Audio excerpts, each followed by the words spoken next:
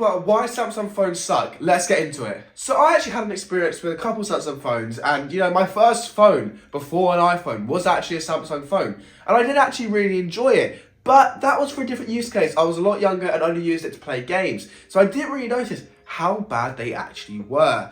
Now, recently, within the past 2 years, I actually had an S22 Ultra. And I really like the look of it. I thought, you know what, I really want to go back to Android. I really want to try it out. I actually think I'll really enjoy it. But that wasn't the case. I actually had a really, really bad experience with Samsung phones. And I actually ended up really disliking them. Now, my Samsung phone had an Exynos chip and not a Snapdragon chip at the time.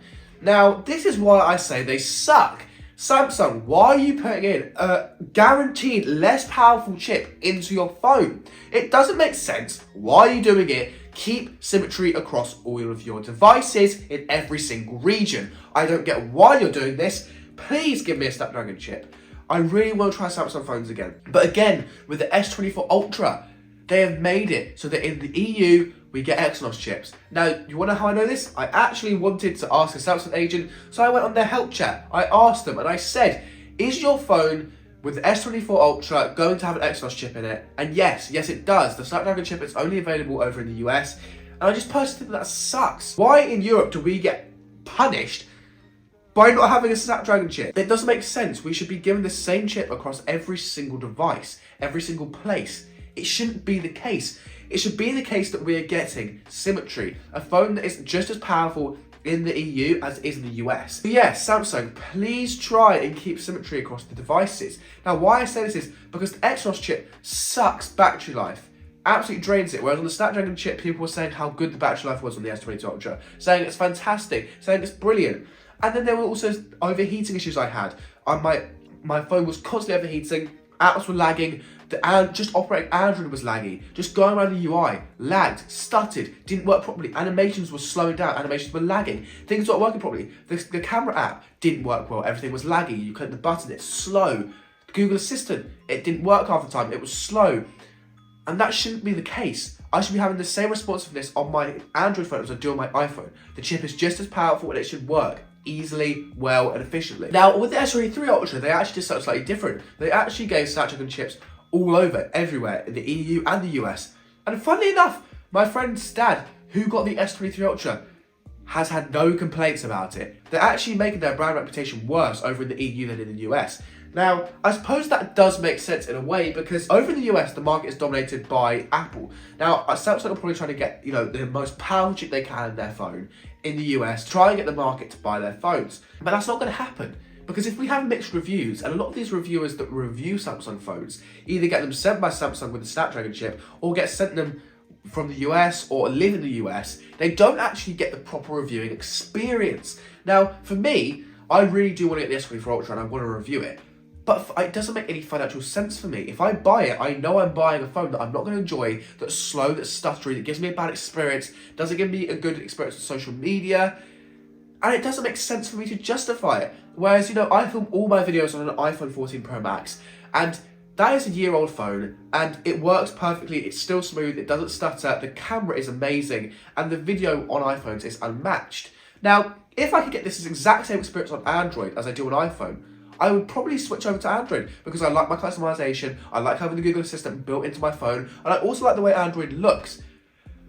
But just having those couple annoying things, the stuttering, the slowness, the 120Hz screen not always being 120Hz because it's having to throttle itself to save some heat. It doesn't make any sense. Why would I make that decision? But yeah, all of the issues I had, it was small little things, but they add up over time. They make me want to go back to an iPhone. They make me think, you know what? As much as I love Android and love everything it's about, I just can't justify it. So that's why I'm on iOS, because I like just the way it works. It just works. I don't have to worry. I don't have any issues most of the time. It just functions. It just does what I want it to do. Everything works so well. The integration with my watch, the integration with my TVs, the integration with my AirPods, everything just works. Everything just links together. Everything's seamless. Everything with my Mac's really seamless. I just don't think I could justify moving over to Android knowing I'm going to get an objectively bad experience. Now, does this mean Samsung phones are bad? No, but over in the US, they get such a better experience compared to me. They get such a better experience compared to everyone in the EU. And considering the majority of their customers are from the EU, I would have thought that they would have wanted to make their experience as good as possible for everyone. The same across every every border, every region. But I'm just annoyed that I can't get a phone that I want that should work the way it's been advertised, because on Samsung's website, they do not advertise anywhere that you're getting a different chip in the US compared to the EU. And I think that's really, really bad. I mean, the fact of the matter is, you should be advertising which chip you're actually getting with the phone. And when I tried to do the research on this phone before asking a Samsung agent, I couldn't find it anywhere. There was no specific place that said that, oh yeah, over in the EU, there's going to be an Exynos chip. Whereas the only way I could find this out was through YouTube videos, the people that had said it, in just passing by, oh yeah, the EU version of the phone is an Exynos chip, and then just kind of brushed past it. I actually had to ask a Samsung tech engineer, and when I said this to him, I said, look, I don't want a Samsung phone that doesn't have a Snapdragon chip in it. And the Samsung tech agent did say that I could get a Snapdragon chip version of the phone, but he didn't specify how. I don't know if he was expecting me to go over to the US and buy one, go on the US website, get it shipped to someone. But trust me, I will definitely try a Samsung phone again. But once I know I can get a Snapdragon chip, because an Exynos chip is going to give me the same experience. They're not efficient, they heat up, and they just aren't good. They make the Samsung experience objectively worse. And with all these new S24 Ultra features, with the live AI, the circle to search, I need that to be quick, and those processes aren't going to be quick if they're not on a Snapdragon chip. The Exynos chip is going to be objectively bad. Now, should I buy this phone and check out if it actually works well or not? Maybe, but I just don't want to put my money into something I know is going to be bad. And for me, I want to be able to keep a phone. If I review it, I want to actually genuinely be able to want it and keep it. Whereas I'm just not excited by Samsung phones as much as I was now, because I know that the chips in them aren't going to be as good. Now, I'm really excited for the new iPhone that's coming out at the end of this year, and I will definitely get that. But that's because I know what I'm getting. I know I'm getting a good experience. I know it's not going to be worse than my 14 Pro Max. And that's what you expect from generation to generation. Is that the S23 Ultra was a genuine upgrade from the S22 because it had Snapdragon everywhere. But the S24 Ultra is actually just a downgrade from the S23 in my opinion, in terms of chipset. I love the way this new phone looks, I love the titanium, I love everything else about the phone, but the chip just sucks.